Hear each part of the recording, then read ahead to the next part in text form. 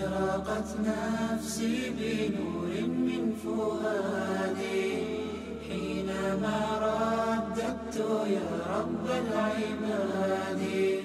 وانتشت روحي وصار الدمع يجري.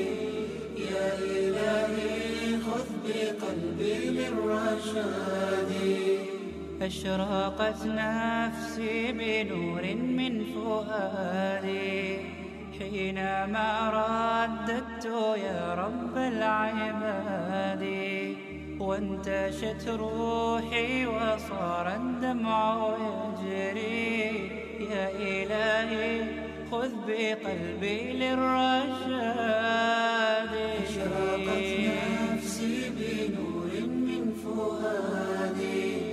حينما رددت يا رب العباد، وانتشت روحي. السلام عليكم ورحمة الله وبركاته. بسم الله الرحمن الرحيم. الحمد لله رب العالمين، والعاقبة للمتقين، ولا عدوان إلا على الظالمين، والصلاة والسلام على أشرف الأنبياء وسيد المرسلين، وعلى آله وأصحابه الطيبين الطاهرين، ومن تبعهم بإحسان إلى يوم الدين. وبعد،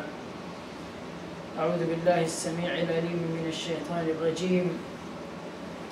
يرفع الله الذين آمنوا منكم والذين أوتوا العلم درجات. رب اشرح لي صدري ويسر لي أمري واحلل عقدة من لساني يفقهوا قولي.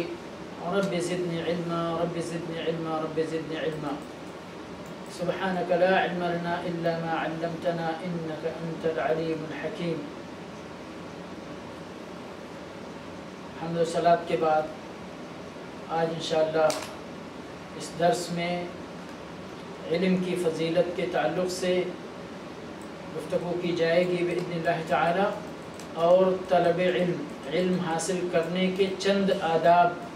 بیان کیے جائیں گے بإذن اللہ تعالی انشاءاللہ۔ میرے بھائی اور دوستو، ہمارے دین اسلام کے اندر علم کی بہت زیادہ اہمیت ہے، علم کی بہت زیادہ اہمیت ہے، اور اس بات کی دلیل یا اس بات کا اندازہ ہمیں اس چیز سے ہوتا ہے کہ اللہ رب العالمین نے جب اپنے آخری نبی آخر الزمان خاتم الانبیاء والمرسلین کا انتخاب فرمایا اور ان کو نبوت کے تاج سے سرفراز کرنا چاہا، تو جو چند آیتیں جبریل امین کے ذریعے سب سے پہلے نبی صلی اللہ علیہ وسلم کے سینے میں اتاری گئیں، اس کا آغاز ہوتا ہے اقرأ سے۔ اقرأ،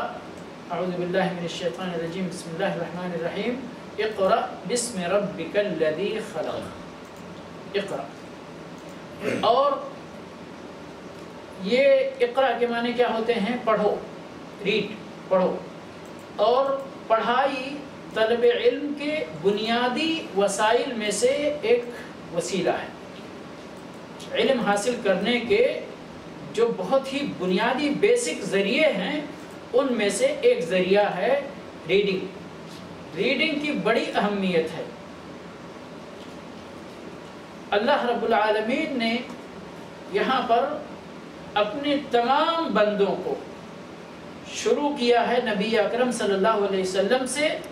اور یہ خطاب پھر تمام لوگوں کو ہے، اقرأ بسم ربک الذی خلق۔ پڑھو، پر کیسے پڑھو؟ کس کا نام لے کر پڑھو؟ اپنے رب کے نام سے پڑھو، بسم اللہ کر کے پڑھو، اللہ کا نام لے کے پڑھو، اللہ سے مدد حاصل کر کے پڑھو، جس نے تم کو پیدا کیا ہے، جس نے ساری کائنات کو وجود بخشا ہے، جس نے انسان کو، جنات کو، چرند کو، پرند کو، ملائکہ کو، سب کو پیدا فرمایا، یہاں تک کہ پوری کائنات رب کی تخلیق ہے۔ تو اللہ رب العالمین کی خالقیت اور خلاقیت کی صفت کا ذکر یہاں پر کیا ہے۔ میرے بھائی اور دوستو، قرآن آپ پڑھیں گے تو آپ کو جگہ جگہ اس بات کی دعوت نظر آئے گی کہ اللہ رب العالمین آسمانوں کے اندر غور و فکر کرنے کی دعوت دیتا ہے، سمندروں کے سلسلے میں، ان آفاق اور ان فضاؤں کے سلسلے میں، زمین کے سلسلے میں، پہاڑوں کے سلسلے میں، اپنے آپ کے سلسلے میں، اللہ کے دیگر مخلوقات جتنی، یہ جنگلات، یہ پیڑ، یہ پودے، یہ زمین سے جو غلے اگتے ہیں، یہ پھل اگتے ہیں۔ اللہ رب العالمین نے ایک جگہ کہا غور کرو، دیکھو زمین وہی زمین ہے اور پانی وہی پانی ہے جس سے سینچائی ہوتی ہے، لیکن جب پھل اگتے ہیں تو کوئی کھٹا ہوتا ہے، کوئی میٹھا ہوتا ہے، کوئی کسی اور ذائقے کا ہوتا ہے۔ پھول اگتے ہیں تو کوئی ریڈ کلر کا ہوتا ہے، کوئی یلو کلر کا ہوتا ہے، اور کسی کے اندر خوبصورتی زیادہ، کسی کے اندر خوبصورتی کم۔ تو یہ ساری چیزیں کیسے ہم کو پتہ چلیں گی میرے بھائی اور دوستو؟ ہم جب غور کریں گے، جب مطالعہ کریں گے، جب پڑھائی کریں گے ان کے بارے میں، تو ہمارے علم کے اندر اضافہ ہوگا، اور یہ سارے علم ہم کو اپنے رب، اپنے خالق، اپنے مالک، اپنے رازق کی معرفت کی طرف لے جائیں گے۔ تو یہ ہے علم کی اہمیت کی ایک جھلکی جو میں نے آپ کے سامنے پیش کی ہے میرے بھائی اور دوستو، اور اس کے بعد میں آپ قرآن کریم کے پنوں کو پلٹتے جائیے اور علم کی اہمیت کو دیکھتے جائیے۔ اللہ رب العالمین نے ایک جگہ سوال کیا ہے، کیا سوال کیا؟ فرمایا هل يستوي الذين يعلمون والذين لا يعلمون،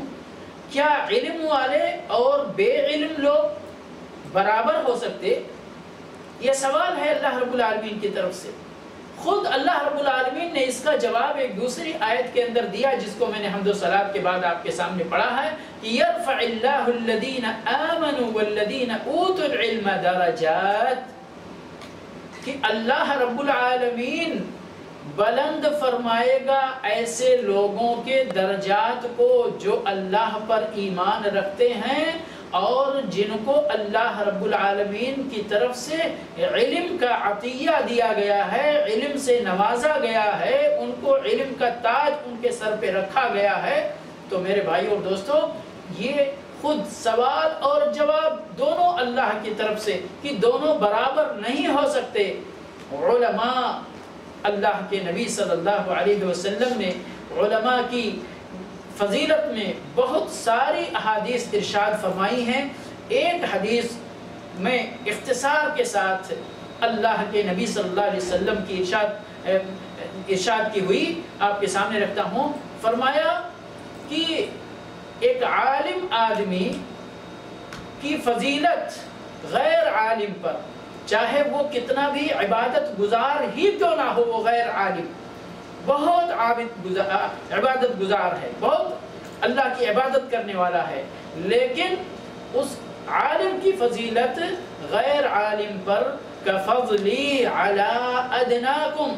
جس طرح میری فضیلت ہے تم میں سے ایک ادنا آدمی کے اوپر،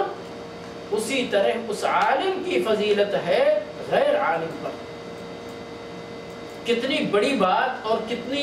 کتنے شرف کی بات علماء کے لیے اللہ رب العالمین ہمارے اس دین کے علم رکھنے والوں کو پروردگار توفیق عطا فرمائے کہ وہ اس علم کا حق ادا کر سکیں۔ رب العالمین کی توفیق سے بہت بڑا فضل بھی ہے اور بہت بڑی ذمہ داری بھی ہے، بہت بڑا فضل بھی ہے اللہ کا ان کے اوپر، لیکن ساتھ میں بہت بڑی ذمہ داری بھی ہے۔ اگر انہوں نے اپنی ذمہ داری کی ادائیگی میں کوتاہی کی میرے بھائی اور دوستو، تو سوال بھی ان سے سب سے پہلے کیا جائے گا، اور اگر وہ اپنے اس سوال کے اندر پورے نہ اترے تو جہنم کے اندر ان کو بھی سب سے پہلے جھونکا جائے گا۔ اگر ریاکاری کی عالم نے، اگر اس علم کا حق ادا نہیں کیا، اگر علم کے مطابق اپنے عمل نہیں کیا، تو اس نے گویا کہ اپنے علم کا حق ادا نہیں کیا۔ تو میرے بھائی اور دوستو، اقرا سے اس دین کی کتاب کی ابتدا ہوتی ہے، اور اس کتاب کے درمیان میں یہ سوال ہوتا ہے کہ کیا علم والے اور علم کے بغیر جو لوگ ہیں برابر ہو سکتے؟ جواب اللہ اسی قرآن کے اندر دیتا ہے کہ نہیں، برابر نہیں ہو سکتے، بلکہ یرفع اللہ الذین آمنوا منکم والذین اوتوا العلم درجات، کہ جو لوگ ایمان لائے ہیں تمہاری امت میں سے، اور جن لوگوں کو اللہ رب العالمین نے علم سے نواز دیا ہے، رب العالمین ان کے درجات بلند فرمائے گا۔ کیوں نہ ہو میرے بھائی اور دوستوں، کیوں نہ ہو۔ اللہ رب العالمین نے ایک جگہ ان علماء کی اہمیت کو بیان کرتے ہوئے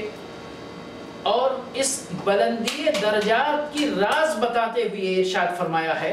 انما یخشی اللہ من عبادہ العلماء، انما یخشی اللہ من عبادہ العلماء۔ اللہ سے کون لوگ زیادہ ڈرتے ہیں، کون لوگ اللہ سے زیادہ خوف کھاتے ہیں، کن لوگوں کے دلوں میں اللہ رب العالمین کی خشیت سب سے زیادہ ہوتی ہے؟ اللہ رب العالمین کی اس شہادت سے، اللہ رب العالمین کی اس شہادت سے، انما یخشی اللہ من عبادہ العلماء، بے شک علماء ہی اللہ سے سب سے زیادہ ڈرتے ہیں۔ یخشی اللہ من عبادہ، اللہ کے بندوں میں سے اللہ سے ڈرنے والے جو لوگ ہوتے ہیں وہ علماء ہوتے ہیں۔ اب یہاں میرے بھائی اور دوستو بڑی یعنی ایک بہت بڑا سوال پیدا ہوتا ہے کہ یہ سارے علم کی فضیلت، یہ کون سے علم کی بات ہو رہی ہے؟ یہ سائنس کے علم کی بات ہو رہی ہے، یا ڈاکٹری کے علم کی بات ہو رہی ہے، یا انجینئرنگ کے علم کی بات ہو رہی ہے، یا سیاست کے علم کی بات ہو رہی ہے، یا دین کے علم کی بات ہو رہی ہے؟ یہ کون سے علم کی بات ہو رہی ہے؟ تو آپ کو میں بتا دوں میرے بھائی اور دوستو، علم کا دین کا علم، یہ تو تمام علماء کرام کے اتفاق کے ساتھ اس آیت کے اندر مراد ہے، لیکن اسی کے ساتھ میں ایک اضافہ کرنا چاہتا ہوں، اور اس آیت کے اندر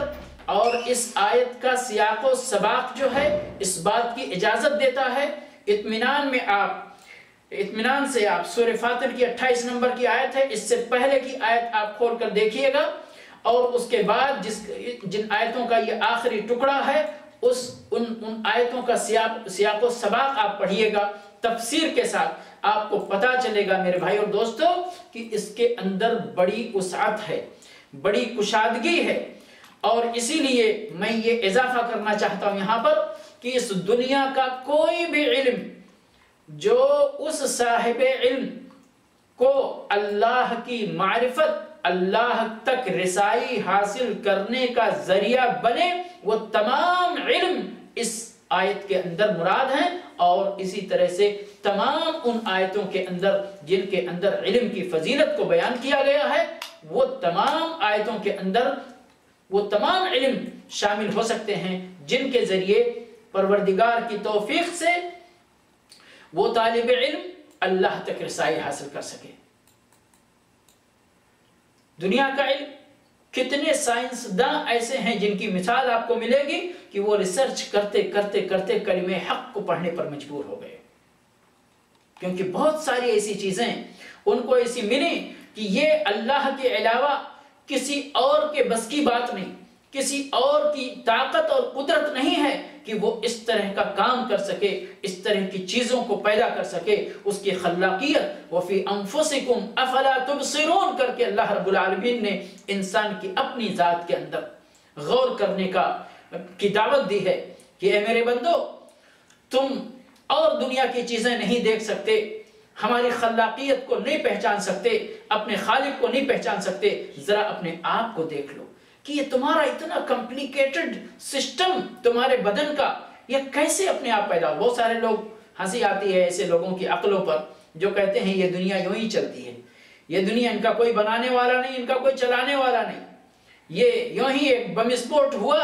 اور اس کے بعد آٹومیٹک بم اسپوٹ بھی ہوا اور آٹومیٹک یہ پورا سسٹم بھی بن گیا اور آٹومیٹک یہ آپریٹ بھی ہوتا ہے۔ سبحان اللہ، تم ذرا کوئی ایسی ایک چھوٹی سی مشین بنا کر دکھا دو جو آٹومیٹک طور پر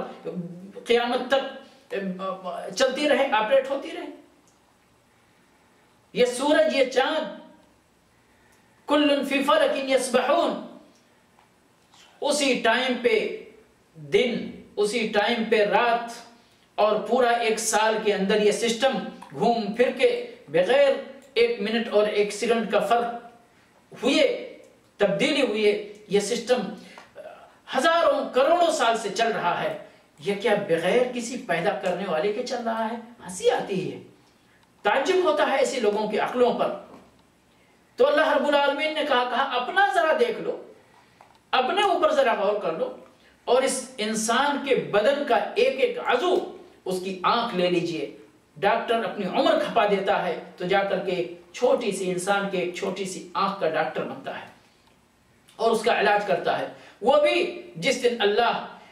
اللہ کے حکم سے وہ علاج بھی کر سکتا ہے، ورنہ اللہ ہم سب کی تمام حواس اور تمام اعضاء کی حفاظت فرمائے۔ رب العالمین ہم سب کو مرتے دم تک ان تمام اعضاء سے فائدہ اٹھانے کی اللہ رب العالمین ہمیں طاقت دے، اللہ رب العالمین ان کو ہمارے لیے سلامت رکھے۔ اگر اللہ کسی کی کوئی صلاحیت چھیننا چاہے تو دنیا کے سارے ڈاکٹر مل کر اگر اس کو بچانا چاہے تو نہیں بچا سکتے۔ پھر بھی ہمیں سمجھ میں نہیں آتا کہ اللہ کی قدرت کیا ہے اور اللہ کی طاقت کیا ہے اور اللہ رب العالمین کیا ہے اور اس کی صلاحیتیں اور اس کے اختیارات کیا ہیں، اس کی خلاقیت کتنی ہے۔ اللہ رب العالمین نے قرآن کریم کے اندر فرمایا فَتَبَارَكَ اللَّهُ أَحْسَنُ الْخَالِقِينَ، اللہ احسن الخالقین ہے، صرف خالق ہی نہیں بلکہ احسن الخالقین ہے۔ تو میرے بھائی اور دوستو، یہاں بنیادی طور پر دین کا علم ہے جس میں قرآن کا علم، نبی صلی اللہ علیہ وسلم کی احادیث فرمان کا علم، آپ کی سنت مطہرہ، آپ کی سیرت طیبہ کا علم یہ ہے، اور اس طرح اس کے ساتھ ساتھ دنیا کا کوئی بھی علم جو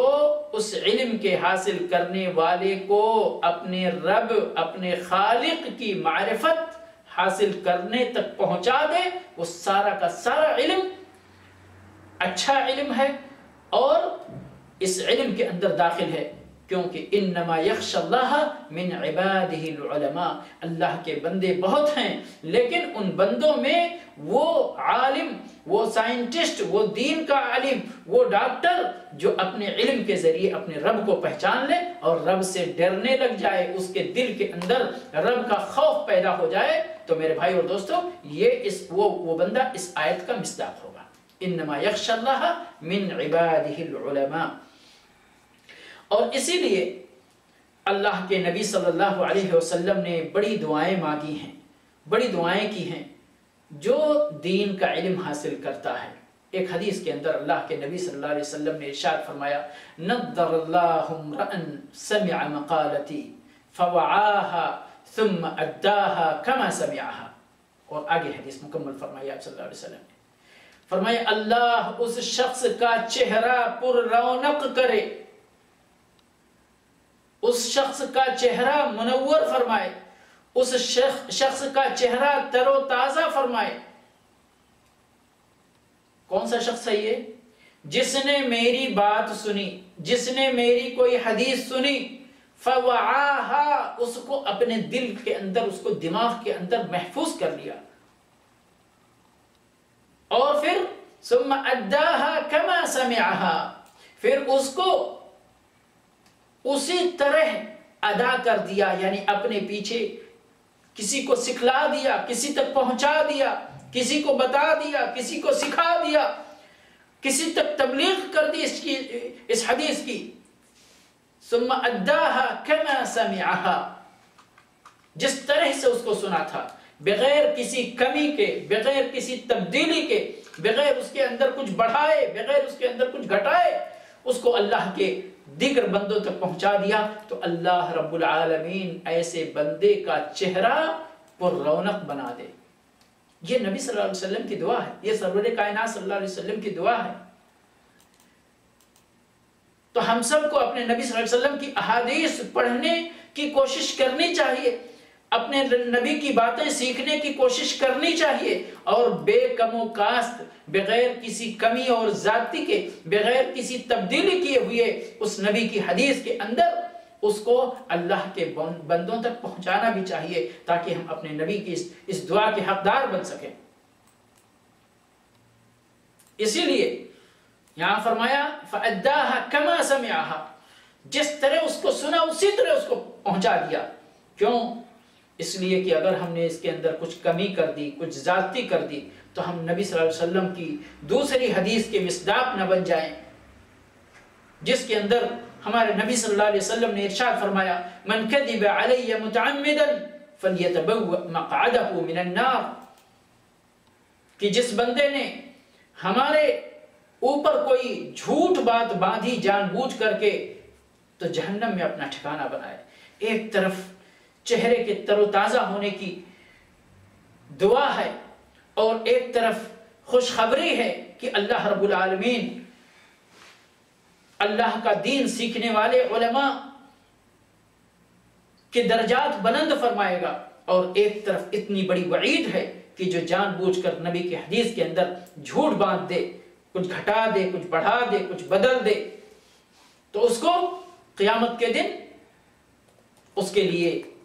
ہلاکت ہے، اس کے لیے بربادی ہے، اس کو جہنم میں اپنا ٹھکانہ بنانے کی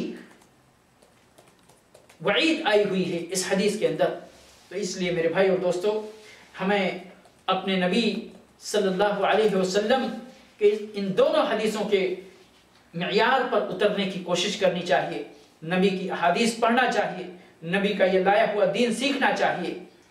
اور سیکھ کر کے اس کو اللہ کے دیگر بندوں تک پہنچانا بھی چاہیے، لیکن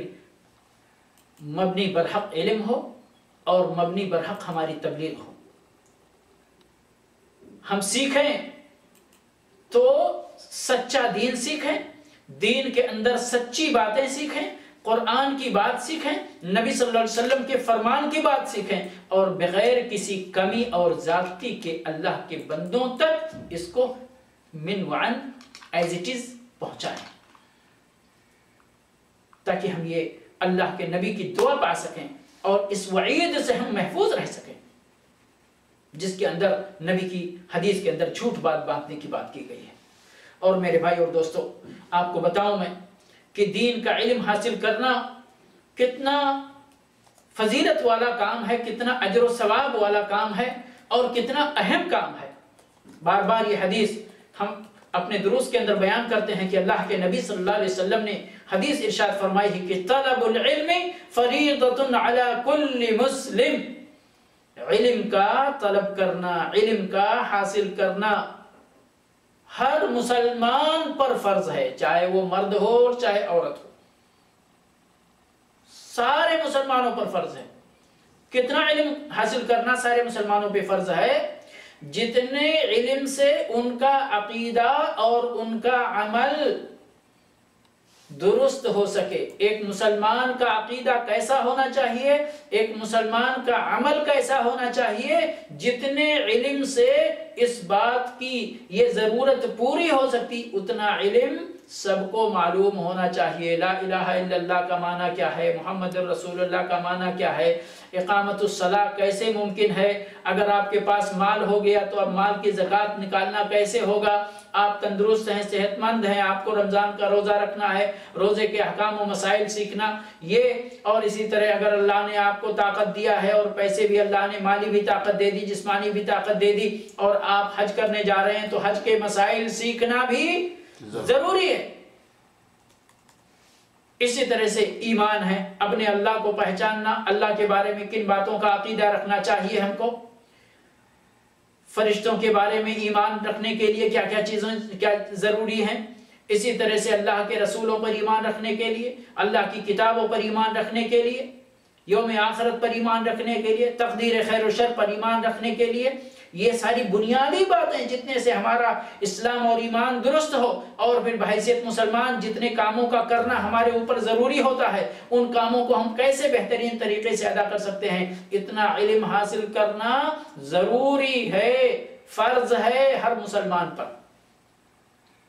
جو مسلمان اس فرض کے اندر کوتاہی کرتا ہے اور پھر اللہ کے ہاں جا کر اگر وہ معذرت بیان کرے گا میرے بھائی اور دوستو کہ اللہ مجھے تو تیرا دین معلوم ہی نہیں تھا، اللہ نے دماغ دیا،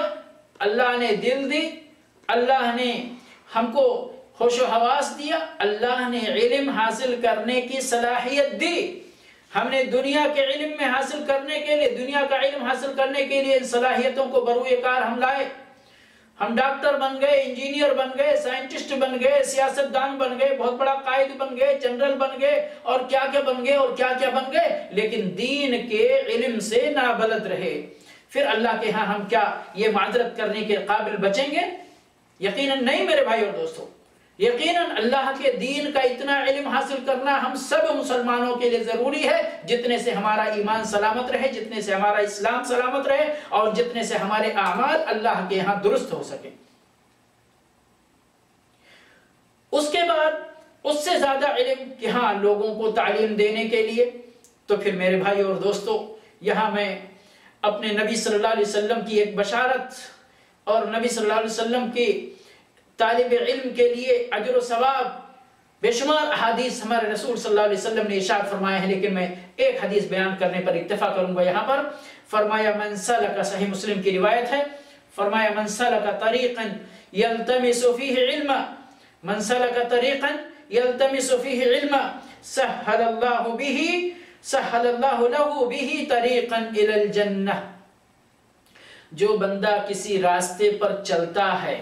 تاکہ اس راستے پر چل کر وہ علم حاصل کرنے کے لیے جائے، یلتمس فیہ علما، تو اللہ رب العالمین اس علم کے راستے پر چلنے کے بدلے اس کے لیے جنت کا راستہ آسان فرما دیتا ہے۔ من سلک طریقا یلتمس فیہ علما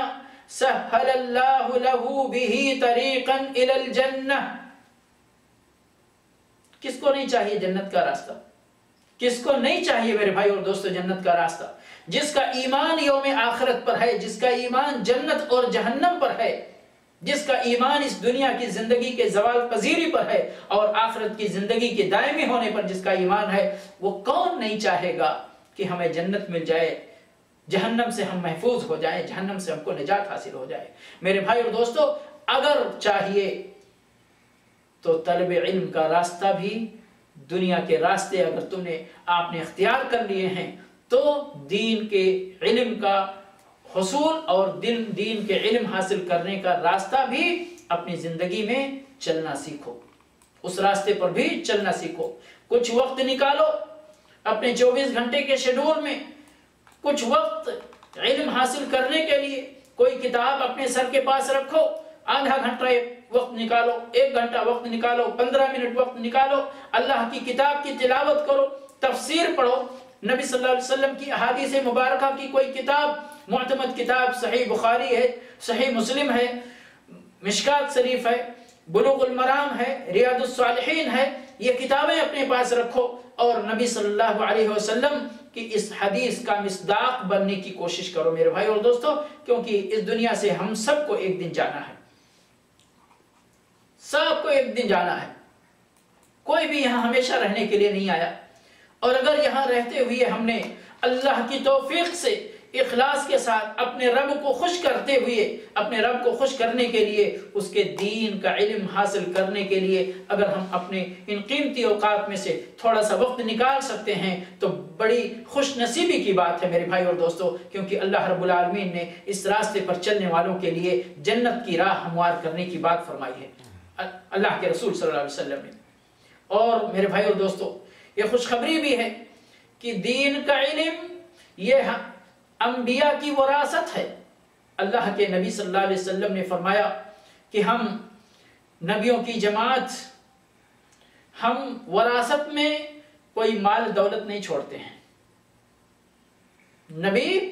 کی جماعت، رسولوں کی جماعت نے اپنے وراثت میں مال و دولت نہیں چھوڑا۔ العلماء ورثۃ الانبیاء، علماء انبیاء کے وارث ہیں۔ کس کے وارث ہیں؟ انبیاء کے وارث ہیں۔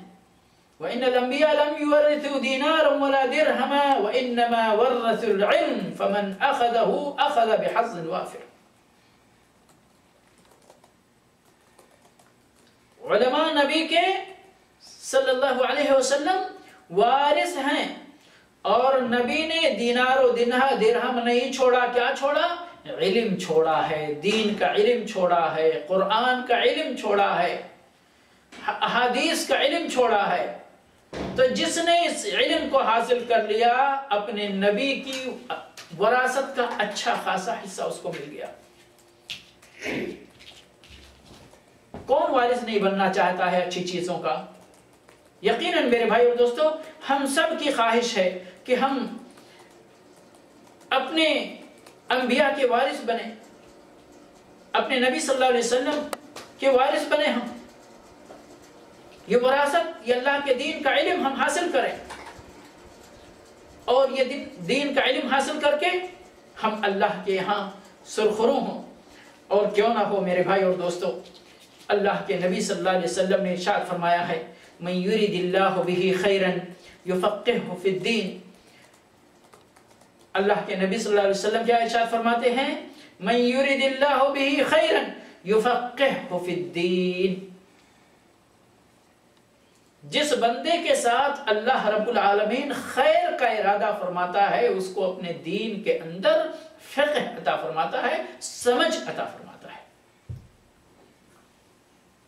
تو دین کی سمجھداری یہ ایک علم سے ایک اوپر کی چیز ہے کہ دین کی سمجھ ہونا۔ علم تو بہت سے لوگ حاصل کر لیتے ہیں، قرآن کے حافظ بھی ہو جاتے، لیکن اس قرآن کے اندر جو علم ہے اس کو سمجھ پانا یہ اللہ رب العالمین کی ایک اور مزید نعمت ہوتی ہے۔ تو یہ جس بندے کو مل جائے، فقہ فی الدین جس بندے کو مل جائے، یہ اللہ رب العالمین کی ایک اور بڑی نعمت ہے، جسے اللہ رب العالمین جس کے ساتھ بھلائی کا معاملہ چاہتا ہے اسے اللہ رب العالمین فقہ فی الدین عطا فرماتا ہے، دین کے اندر سمجھداری عطا فرماتا ہے۔ تو میرے بھائی اور دوستو، بڑا اہم معاملہ ہے دین کا حاصل کرنا، اور اسی کے برعکس ہم ابھی قیامت سے جوں قریب ہوتے جا رہے ہیں، دین اور دین کا علم کم ہوتا جا رہا ہے۔ یہ قیامت کی نشانیوں میں سے ایک نشانی بتائی گئی ہے۔ اللہ کے نبی صلی اللہ علیہ وسلم نے ارشاد فرمایا من اشراط الساعہ، قیامت کی نشانیوں میں سے یہ ہے کہ ان یرفع العلم، علم کو اٹھا لیا جائے گا، وَيَثْبُتُ الْجَهْلِ یا وَيَثْبَتَ الْجَهْلِ، اور علم کی جگہ جہالت لے لے گی، وَيُشْرَبَ الْخَمْرُ، اور شراب پیا جانے لگے گا، وَيَظْهَرَ الزِّنَا، اور زنا عام ہو جائے گا۔ اللہ رب العالمین ہمیں اپنے حفظ و امان میں رکھے، اپنی عافیت میں رکھے۔ یہ ساری نشانیاں آج کل ہمارے سامنے نظر آ رہی ہیں۔ اللہ رب العالمین توفیق عطا فرمائے کہ ہم اللہ کے دین کو اخلاص کے ساتھ حاصل کریں اور حاصل کیے ہوئے دین پر عمل کریں۔ پروردگار اپنے دین کے اس علم کو ہمارے لیے نفع بخش بنائے۔ رب العالمین ہمیں اپنے دین کے متعلق نفع بخش علم عطا فرمائے۔ چند باتیں میں بطور نصیحت اپنے بھائیوں کو، خاص طور پہ میرے عزیزوں، آپ جو یہ درس بیٹھ کر سنتے ہیں، اللہ رب العالمین سے دعا ہے کہ پروردگار ہمیں اپنے علم کی ذمہ داری ادا کرنے کی توفیق عطا فرمائے۔ اور آپ جو یہ درس سن رہے ہیں یہ بھی طلب علم کا ایک ذریعہ ہے۔ ایسا نہیں کہ آپ کا یہاں بیٹھنا اور یہ وقت دینا یہ فائدے سے خالی ہوگا، یہ اجر سے خالی ہوگا۔ تو اس کے لیے بھی چاہے یہ ہم انٹرنیٹ پر بیٹھ کر طلب علم کریں، علم حاصل کریں، کسی پروگرام کو دیکھیں، یا دعوت سنٹروں کے ذریعے، یا مدرسوں کے اندر جو طالب علم ہیں، یونیورسٹیوں کے اندر جو طالب علم پڑھ رہے ہیں، یا کوئی بھی طلب علم کا ذریعہ ہو، میرے بھائی اور دوستو، ہم سارے لوگ اللہ کے دین کے طالب علم ہیں۔ تو ہمیں چاہیے کہ ہم چند آداب سے اپنے آپ کو آراستہ و پیراستہ کریں تاکہ ہم ایک بہترین طالب علم بن سکیں۔ تو سب سے پہلی چیز جو ہمیں ضروری ہے طلب علم کے راستے میں اختیار کرنا، وہ ہے میرے بھائی اور دوستو اخلاص، کہ یہ دین بھی اللہ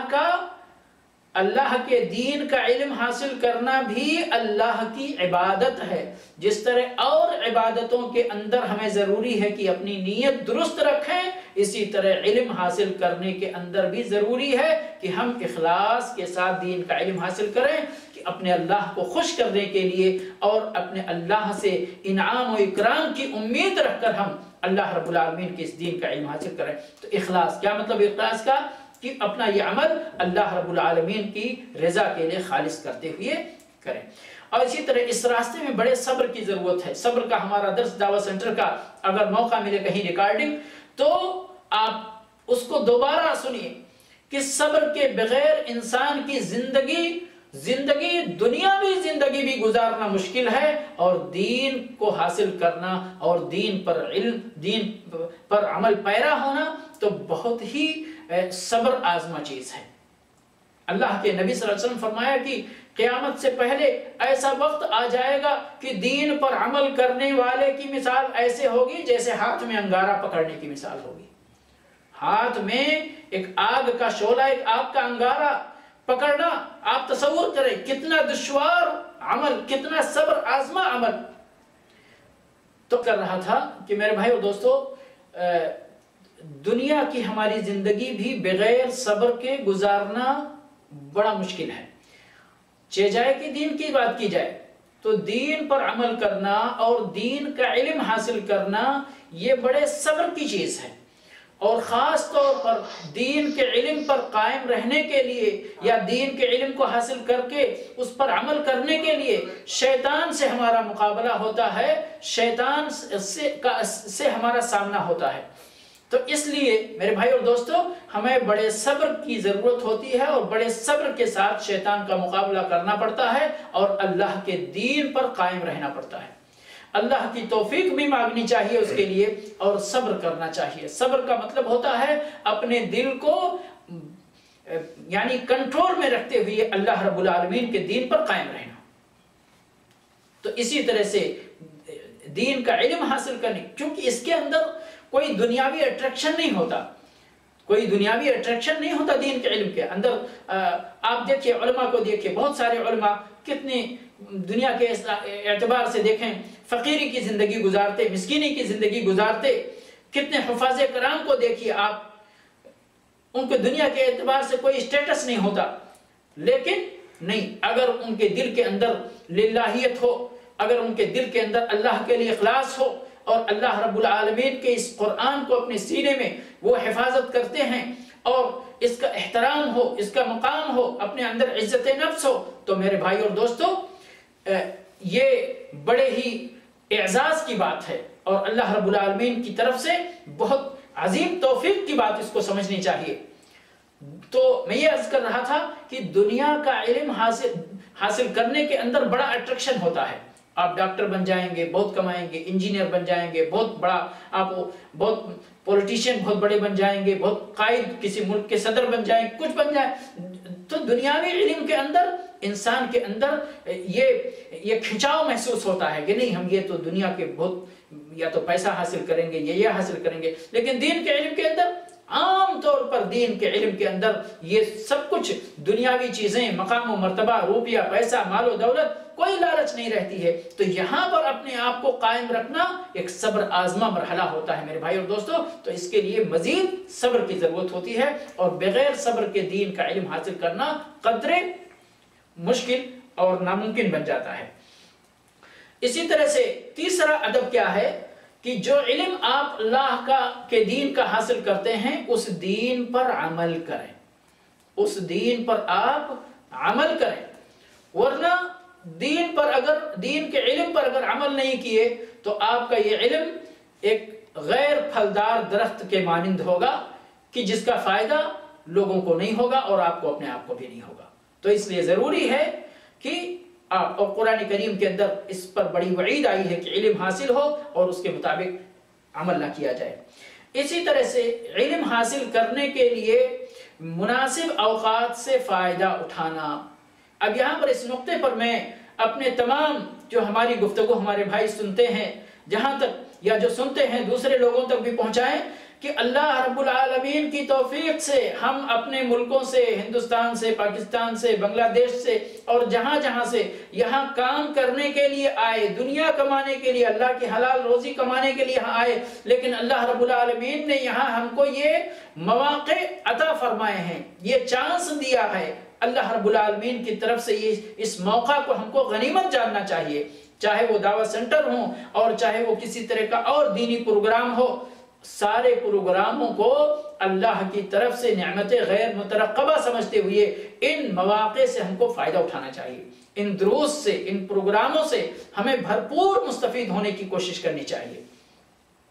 تو جتنا بھی آپ کو موقع ملے. اور اس کے بعد میرے بھائی اور دوستو، اگر ہمیں اس علم سے کما حقہ فائدہ اٹھانا ہے تو اس علم کا بھی احترام کرنا پڑے گا اور علماء کا بھی احترام کرنا چاہیے. یہ بہت بڑا یعنی طلب علم کے آداب میں سے ایک بہت بڑا ادب ہے کہ آپ جن لوگوں سے علم حاصل کرتے ہیں اگر ان کا احترام، ان کی عزت، ان کی تعظیم اور یعنی ان کی توقیر نہیں کرتے ہیں تو آپ نے گویا کہ اس علم کی عزت نہیں کی جو علم ان سے حاصل کیا ہے. تو علم کی بھی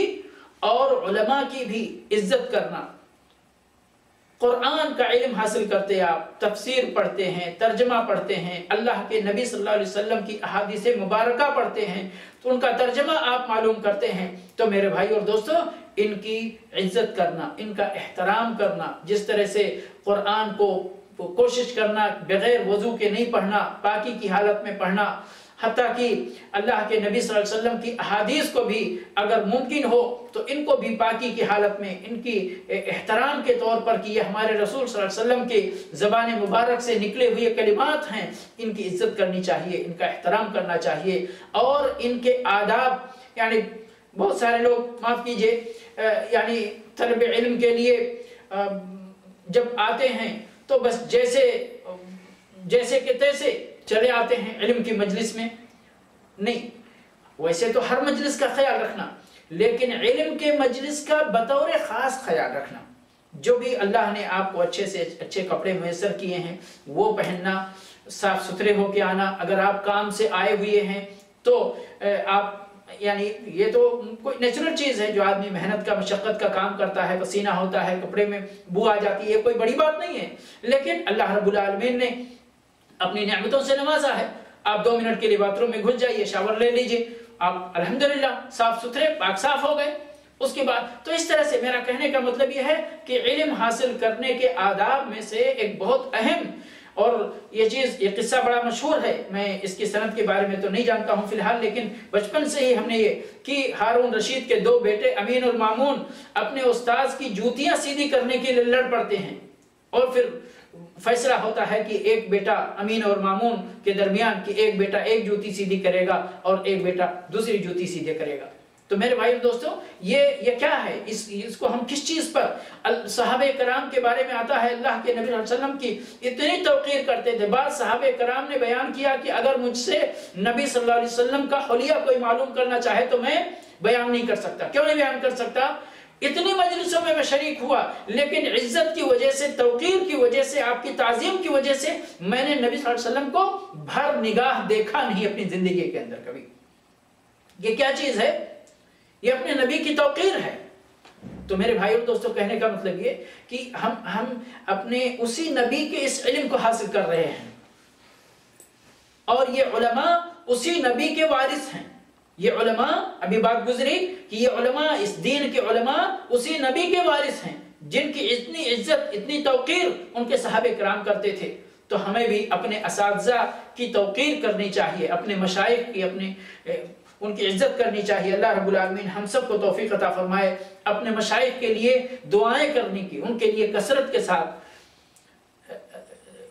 دعائیں مغفرت کرنی چاہیے، دعائیں رحمت کرنی چاہیے. اور اسی طرح سے بہترین صحبت حتیٰ کہ علم حاصل کرنے کے لیے بڑی مفید چیز ہے اور بڑا مفید ذریعہ ہے کہ آپ ایسے لوگوں کی صحبت اختیار کریں جو آپ کو مزید علم کی طرف لے جائیں، مزید طلب علم کی طرف آپ کو کھینچ کر لے جائیں. اور اسی طرح سے آخری بات میں عرض کر کے اپنی بات ختم کرتا ہوں میرے بھائی اور دوستوں، کہ علماء کی مزید سبھی کو اللہ کا مراقبہ یعنی اللہ کی نگرانی کا احساس سبھی مسلمانوں کو ہونا چاہیے. جن لوگوں نے اللہ کا کلمہ پڑھا ہے، لا الہ الا اللہ پڑھا ہے، محمد الرسول اللہ پڑھا ہے، ان سارے لوگوں کو اللہ رب العالمین کے جو 99 نام آئے ہیں ان میں سے علیم ہے، خبیر ہے، سمیع ہے، بصیر ہے، رقیب ہے